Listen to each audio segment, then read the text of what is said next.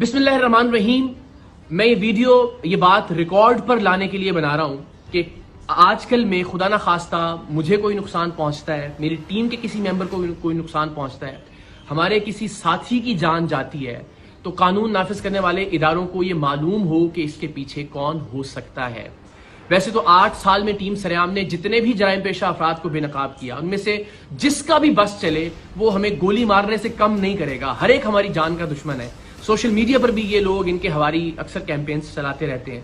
लेकिन ये मामला जरा मुख्तलिफ इस तरह से है कि मेरे दाएं जानिब आप जिस शख्स को देख रहे हैं, ये पुलिस यूनिफॉर्म भी जाली है, ये शख्स भी जाली डीएसपी है, इसकी गाड़ी पर लगी सरकारी नंबर प्लेट भी जाली है, और ये और इसके जाली पुलिस एहलकारों का गैंग इगवा बराए तावान का काम करता था, जिसे 3 साल पहले टीम सरेआम ने अपनी जान लिटरली हथेली पर रखकर बेनकाब किया था।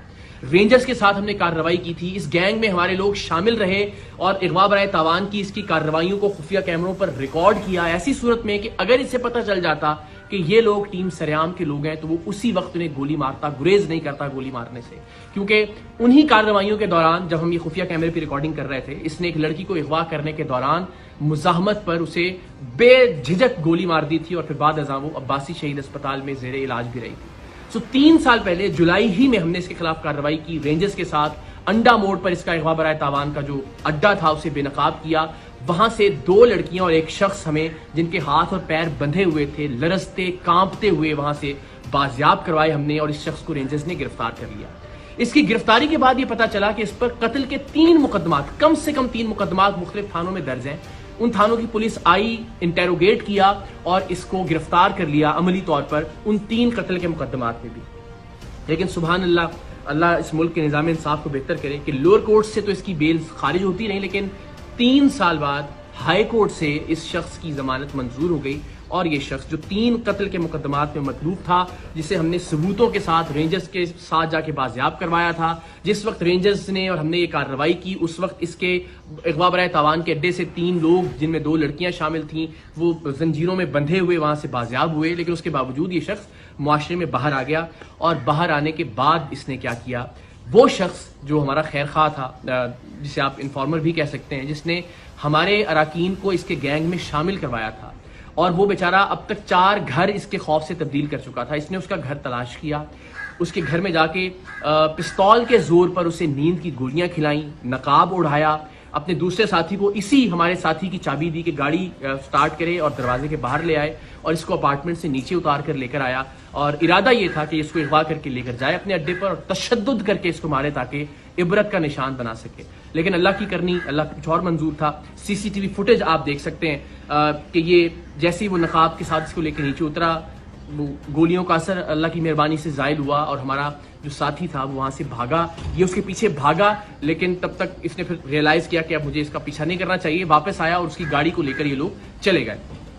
उस दिन की FIR भी थाना गिजरी में इस वाक़े की दर्ज है। लेकिन इस शख्स के जुनून का आलम आप ये देखिए कि ये बेधड़क होकर गोली चलाता है। उस शख्स को भी अगवा करने आ गया 3 साल जेल में रहने के बावजूद भी।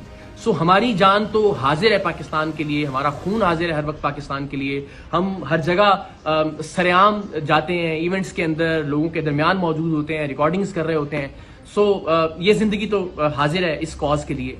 लेकिन इस बात से बहुत तकलीफ होगी कि खुदा न खास्ता प्रोग्राम सरेआम की वजह से, प्रोग्राम से वाबस्ता किसी टीम मेंबर या किसी खैर खा की जान चली जाए, नाहक जान चली जाए।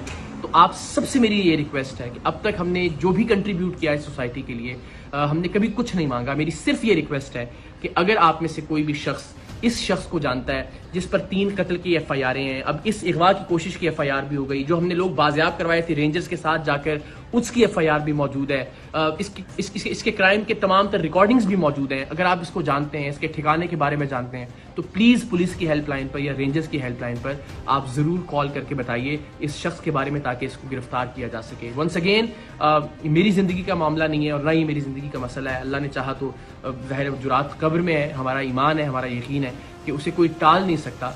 लेकिन किसी ऐसे शख्स की जिसने नेक नियति के साथ टीम सरेआम की मदद की, या टीम सरेआम की बाकी अराकीन जो प्रोड्यूसर्स हैं, डायरेक्टर्स हैं, उनको किसी तरह का नुकसान पहुंचे, तो ये बड़ा नाकाबिल तलाफी नुकसान होगा मेरे लिए ज़िंदगी भर के लिए। तो आप सबसे रिक्वेस्ट है, प्लीज़ इस शख्स के बारे में आप कोई भी इंफॉर्मेशन रखते हैं तो आप शेयर कीजिए।